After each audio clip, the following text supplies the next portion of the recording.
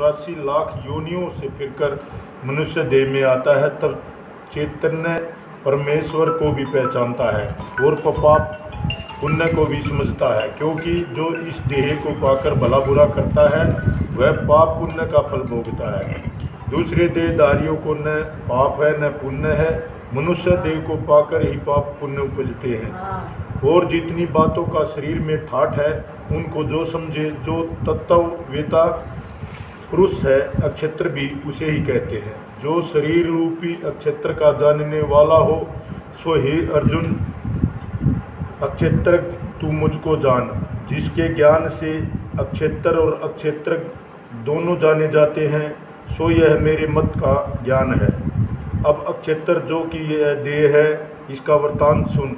देह का ठाठ कितनी वस्तुओं से बना है जो इस अक्षेत्र में वर्तमान है, सो इसको ऋषियों ने बहुत तरह से कहा है, वेदों में भी कहा है, भिन्न भिन्न रूप से कहा है। तो सुन हे अर्जुन, भली प्रकार कहता हूँ, तू निश्चल होकर सुन। जो मेरे मुख कमल से निकले हैं, शरीर अक्षेत्र में 5 तत्व हैं, पृथ्वी, जल, अग्नि, पवन और आकाश। इस देह में पृथ्वी का अंश है मांस, जल का अंश है रुधिर खून, अग्नि का अंश है इस देह में जठराग्नि है जो भोजन आदि वस्तु को पचाता है, पवन का अंश श्वास है और आकाश का अंश ओलापन है। यह 5 महाभूत देह में है, मन, बुद्धि, चित्त, अहंकार और 10 इंद्रियां, 5 कर्मेंद्रियां और 5 ज्ञानेंद्रियां। कर्मेंद्रियां हैं कान, नाक, हाथ, पाँव, गुदा और लिंग। यह कार्य को ही करना जानती है। त्वचा स्पर्शेंद्रिय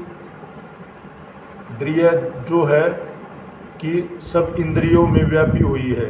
जीव में 2 गुण है, जब स्वाद लेती है तब उसमें ज्ञान गुण है, जब वचन बोलती है तब कर्म गुण है। लिंग में 2 गुण है, जैसे मैथुन भोग करता है तब ज्ञान और लघु शंका मूत्र करता है तब कर्म गुण है। यह तो 10 इंद्रियों के विषय में बताया। अब इन इंद्रियों के आहार में विषय में सुन। 5 इंद्रियों के 5 ही आहार हैं। ये है आंखों का आहार है देखना, नासिका का वास लेना, जीवा का स्वाद लेना, श्रवण कान का आहार है सुनना और स्पर्श इंद्रिय त्वचा है। इसके आहार है वस्त्र पहनने, सुगंध लेपन करना, शीत उष्ण समझना। 5 के 5 ही आहार है और इन सब वस्तुओं से ही शरीर बनता है। जो शरीर रूपी नगर में बसते हैं सो सुन। अच्छी बुरी वस्तु खाने की इच्छा, कभी दुख और कभी सुख, यह चारों बातें इसमें 3 प्रकार की है। इन चारों बातों की विषयों में बड़ी दृढ़ता है और चारों की इसमें चैतन्यता है। यह चारों बातें इसमें दृढ़ है। हे अर्जुन, इस शरीर क्षेत्र का वृत्तांत मैंने तुझसे भली प्रकार कहा है। अब सुन कि मुझे जानने का ज्ञान प्राणी में कैसे उपजता है, अर्थात मुझे कैसे पा सकता है, वह साधन सुन। मुख्य साधन तो यह है कि प्राणी अभिमानी न होवे, निर्भीक रहे और अपनी पूजा ममता न करावे, गुरु गोसाई होके न बैठे, मन कर्म और वचन से सबका सेवक बना रहे। ऐसा पाखंडी भी न होवे कि चौकड़ी मारकर और नेत्र मूंद कर बैठा रहे, लोग समझे कि कोई बड़ा तपस्वी बैठा है और मन में विषय भोगों की वासना करे। मुझे पाने की इच्छा करने वाला प्राणी तो पाखंड से रहित हो। मन से किसी का बुरा न चाहवे, मन कर्म वचन से किसी को दुख न पहुँचावे और न ही वाणी से दुर्वचन कहे। किसी को हाथ से मारे नहीं, पैर से चलकर किसी को बुरा न करे, किसी स्थावर जंगम को दुख न देवे। यदि कोई उसे स्वयं को भी दुख पहुँचाए तो उसका बुरा न माने, अक्षमाशील हो, सबके साथ नम्र भाव से रहे और अच्छे मार्ग का उपदेश करने वाले गुरु की सेवा करे।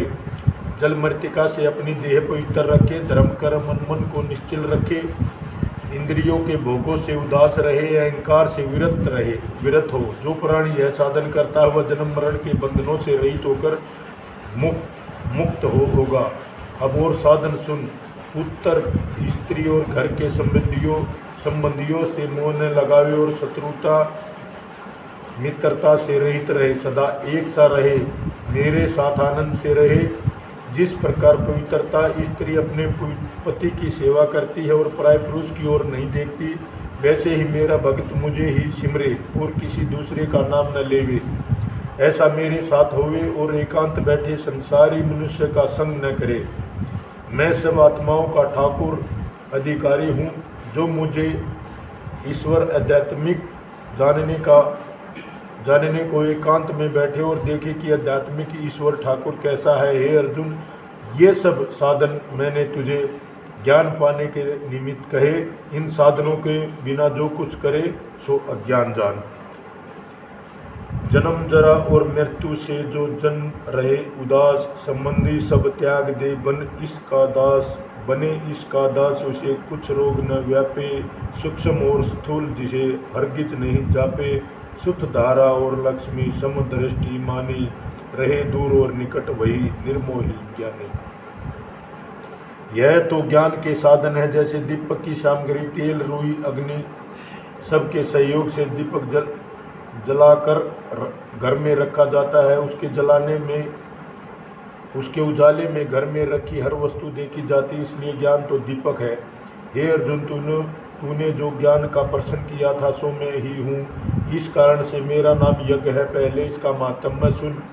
इसके सुनने से तू जन्म मरण से मुक्त होगा। जैसे अमृतपान करने से देह आरोग्य होती है, वो मृत्यु भी नहीं होती, वैसे ही मेरा यज्ञ रूप अमृतपान करने से तू अजर अमर होगा। यह सुन, ज्ञेय अनादि है, जिसका आदि नहीं, सबसे परे है, इसी को पार ब्रह्मा कहते हैं। देव जीव इनसे परे है और सब जगहों में नेत्र, हाथ, सिर, श्रवण यानी कान इत्यादि अंगों में व्यापक है, सब जगह बस रहा है। सब इंद्रियों के गुण का प्रकाश है, सब इंद्रियों से रहित और सबसे मिला हुआ है, सब करने वाला है। आप निर्गुण है और अवगुणों को भोगता है। स्थावर जंगम जो भूत प्राणी हैं, उनके बाहर और भीतर व्यापक है और सूक्ष्म है, जाना नहीं जाता। इससे परमेश्वर को दूर कहते हैं। सब में व्यापक यानी मौजूद भी है और सबसे न्यारा यानी अलग भी है। इसे हे अर्जुन तू ज्ञेय जान। जब संसार को ग्रस्त लेता है तब उसका नाम ग्रासन होता है। जब संसार को प्रकट करता है तब उसका नाम उत्पत्ति करता है। जब संसार के अंदर बाहर व्यापकता है तब उसे विष्णु कहते हैं। सूर्य से लेकर जितने भी ज्योति वाले हैं उन सब की ज्योति तू मुझको जान।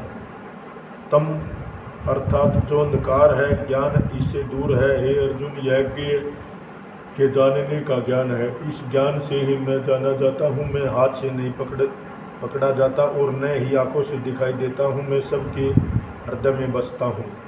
हे अर्जुन, यह मैंने अक्षेत्रज्ञ और ज्ञान ज्ञेय का वृत्तांत अलग अलग कहा है। हे अर्जुन, मेरे भक्त इस प्रकार मुझे समझकर मेरे चरण कमलों में श्रद्धा प्रीति लगाते हैं। अब प्रकृति पुरुष का वृत्तांत